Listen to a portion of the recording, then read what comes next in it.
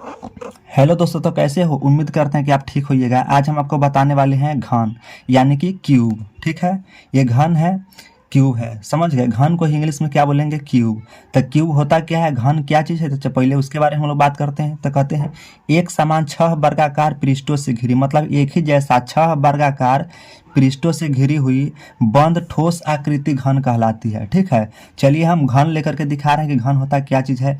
यहाँ पर आप देख रहे हैं ये, ठीक है ना, यानी कि इस देख रहे थे, इसमें क्या है, एक डब्बा की तरह है, डब्बा की तरह है। समझ गए? यही डब्बा की तरह जो है, जो मतलब ये क्या है, ठोस है, मजबूत आकृति है। कैसा है? मजबूत आकृति है। यहाँ पर जो देख रहे हैं से इसका जो कोर दिया हुआ है, ठीक है, कोर यानी कि इसी कोर को भुजा कहेंगे। समझ गए? यही तो इसे यहाँ से लेकर के यहाँ तक की जो लंबाई होती है, ठीक है ना, यहाँ तक किसको, तो इसी को हम क्या बोलते हैं? भुजा। ठीक है, क्या बोलेंगे? भुजा। इधर भी देखिए, जितना लंबा ये भुजा हो, इतना लंबा ए भुजा है, ठीक है, उतना ही लंबा ए भुजा है। तो इधर भी देखेंगे तो जितना लंबा ओ भुजा था उतना लंबा ए भुजा है। ठीक है, उतना लंबा ए भुजा है, उतना ही ए है। यानी कि जिधर से देखेगा उसी साइड से, मतलब यानी कि सबका क्या होगा, कोर एक ही जैसा होगा, ना बड़ा होगा ना छोटा होगा, एक ही समान होगा। समझ गए? तो यही घन कहलाता है। तो उम्मीद करते हैं कि घन आपको समझ में आ गया होगा। ठीक है, यानी कि जो इसमें होता है, कोर होता है, तो कोर इसमें टोटल 12 होता है। देखिए कैसे 12 होता है।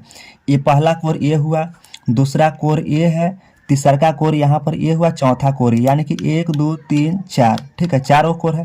ठीक, अब इसके नीचे साइड भी देखिएगा, ऐसे पलट करके इस साइड नीचे में, ठीक, तो इसमें भी 4 कोर होगा। तो 4 गो ऊपर वाला कोर है। ठीक है, ये कोर यहाँ पर है, ये वाला 5 गो, एगो इधर हुआ 6 गो, ठीक है, एक इधर हुआ 7 गो, एक इधर हुआ 8 गो, यानी कि 4 गो ऊपर से, 4 गो इस साइड से, और 4 गो यानी कि नीचे से ई कोर हुआ। तो टोटल कितना कोर हो गया? 12 कोर। ठीक है, इसी कोर को क्या बोलते हैं? भुजा भी बोलते हैं और कोर भी बोलते हैं। और कोर भी कहेगा तो इसके लिए घबराने की बात नहीं है, कोर भुजा दोनों एक ही चीज़ के कहते हैं। तो चलिए अब आते हैं सवाल पर। यहाँ पर बताया है घन का पृष्ठीय क्षेत्रफल, इसका सूत्र है। ठीक है, तो घन का पृष्ठीय क्षेत्रफल होता है 6a²। ठीक है, घन का आयतन AQ। ठीक है, यानी कि ए वह चीज़ है जिसको भुजा कहते थे, ए बराबर भुजा। ठीक है, जैसे कि इसमें दिखाए हैं, ए वाला यहाँ से यहाँ तक है। समझ गए? तो इसकी लंबाई ए से सूचित करते हैं इसको। समझ गए? तो यही क्या होता है? भुजा होता है। तो चलिए सवाल को देखते हैं और अच्छा से समझ में आ जाएगा। सवाल क्या कहता है कि एक घन की प्रत्येक भुजा की लंबाई 4 सेंटीमीटर है। ठीक है ना, एक घन की प्रत्येक भुजा की लंबाई 4 सेंटीमीटर है, तो उस घन का पृष्ठीय क्षेत्रफल तथा आयतन निकाले। ठीक है, देखिए आयतन और पृष्ठीय क्षेत्रफल ये दोनों अलग अलग चीज़ है, लेकिन हम ज़्यादा लंबा वीडियो होने के लिए और 2 सवाल सोचे कि लेना पड़ेगा, इससे अच्छा है कि हम एक ही में दोनों को एडजस्ट कर ले, ताकि और आसानी तरीक़ा से हम आपको समझा सकते हैं। ठीक है, तो सबसे पहले यहाँ पर कह रहा है घन का क्या निकालना है? पृष्ठीय क्षेत्रफल निकालना। तो सबसे पहले तो हम इसको पृष्ठीय क्षेत्रफल निकालेंगे। तो पहले यहाँ पर हम लिख लेंगे हल।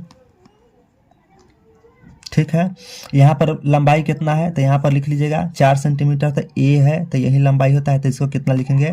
4 सेंटीमीटर लिख लेंगे। तो ए बराबर 4 सेंटीमीटर। ठीक है, अब पृष्ठीय क्षेत्रफल पहले निकालेंगे, तो सबसे पहले आपको फार्मूला लिखना है, तो इस फार्मूला का लिख लीजिएगा।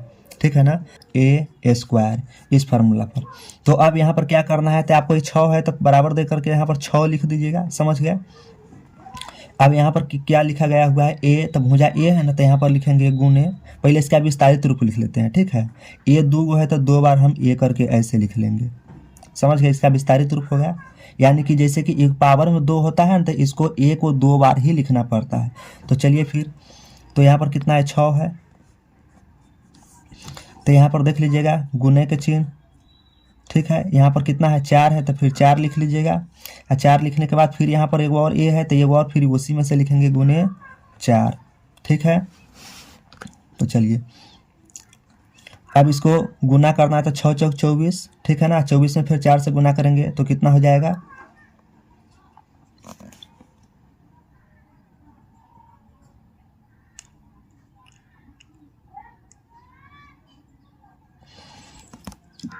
तो ठीक है, तो यहाँ पर 6 में 4 से गुना करेंगे तो 6 चौक 24 हो जाएगा, और 24 में 4 से गुना करेंगे तो कितना हो जाएगा? ये 96 हो जाएगा। ठीक है, तो यहाँ पर लिखेंगे कितना? 96। चलिए कलम थोड़ा दिक्कत हो रहा है लिखने में, तो यहाँ पर लिख देंगे 96। और यहाँ पर जो पुल लिखा गया है सेंटीमीटर, तो यहाँ पर सेंटीमीटर ही लिखिएगा, ठीक है। सेंटीमीटर स्क्वायर कीजिएगा तब वही ये जा करके आपका आंसर निकल करके आया कौन, तो ये पृष्ठीय क्षेत्रफल का आंसर निकल करके आया। और इस तरह से सेंटीमीटर स्क्वायर नहीं लिखेंगे तो ये सीधे 96 लिख करके छोड़ देंगे तो आपका गलती हो जाएगा, समझ गए। इसी के लिए सेंटीमीटर स्क्वायर लिखिएगा। यहाँ पर कभी कभी होता है मीटर में भी पूछ देता है, ठीक है, तो मीटर में पूछेगा तो आप सेंटीमीटर में नहीं बल्कि आप मीटर में ही लिखिएगा, ठीक है। और इसी जगह पर ऐसे लिखा रहता है, इस सेंटीमीटर को हटा करके यहाँ पर मीटर, ठीक ना, तो यहाँ पर आपको भी लिखना क्या पड़ता है कि 96 मीटर स्क्वायर, ठीक है। तो चलिए अब देखते हैं किसका आयतन निकालने के लिए। तो यहाँ पर क्या बताया गया है, आयतन बताया गया है ना। यहाँ पर कह रहा है आयतन को निकालने के लिए।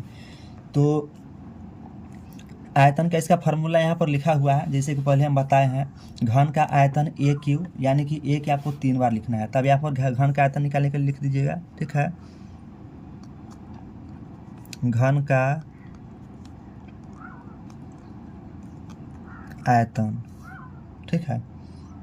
तो घन का आयतन बराबर कितना लिखेंगे, तो यहाँ पर ए क्यू, तो आप लिखिएगा ए क्यू, समझे। तो ए के 3 बार लिखना है, तो ए बराबर यही है, तो यहाँ इसको आपको कैसे लिखना पड़ेगा, विस्तारित रूप लिख लीजिएगा पहले इसको, ए गुने ए, ठीक है।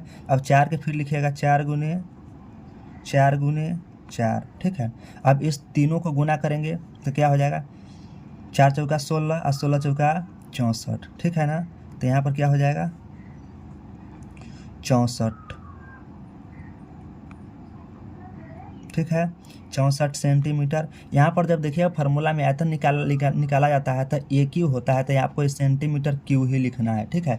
स्क्वायर लिखेंगे तो फिर गलती हो जाएगा, यहाँ सिर्फ 64 लिख करके छोड़ना क्या हो जाएगा, गलत हो जाएगा। इसी के लिए क्या करना पड़ेगा आपको, सेंटीमीटर क्यू। एक बात का ध्यान में रखिएगा कि जब भी पृष्ठीय क्षेत्रफल निकालना पड़ेगा तो यहाँ सेंटीमीटर स्क्वायर में लिखेंगे, आयतन निकालना पड़ेगा तो यहाँ पर क्या किस में लिखेंगे, क्यू में लिखेंगे, ठीक है। तो क्या लिखना है, सेंटीमीटर स्क्वायर, यहाँ पर क्यू। अगर मीटर में यहाँ पूछा जाए, जैसे कि उस समय मीटर में बताए हैं, यहाँ पर मीटर में लिखे हैं, तो यहाँ पर भी अगर मीटर में लिखना पड़े तो आप लिखिएगा 64 मीटर क्यू। यहाँ पर मीटर में रहेगा सवाल में, तब ही मीटर में लिखेंगे, नहीं तो सेंटीमीटर में लिखेंगे। तो दोस्तों ये वीडियो आपको समझ में आया होगा, ठीक है, और आसानी से समझ में आ गया होगा, तो आप अपने दोस्तों के पास शेयर कर दीजिए ताकि वो भी इस वीडियो को देख करके जल्द से सीख पाएँ।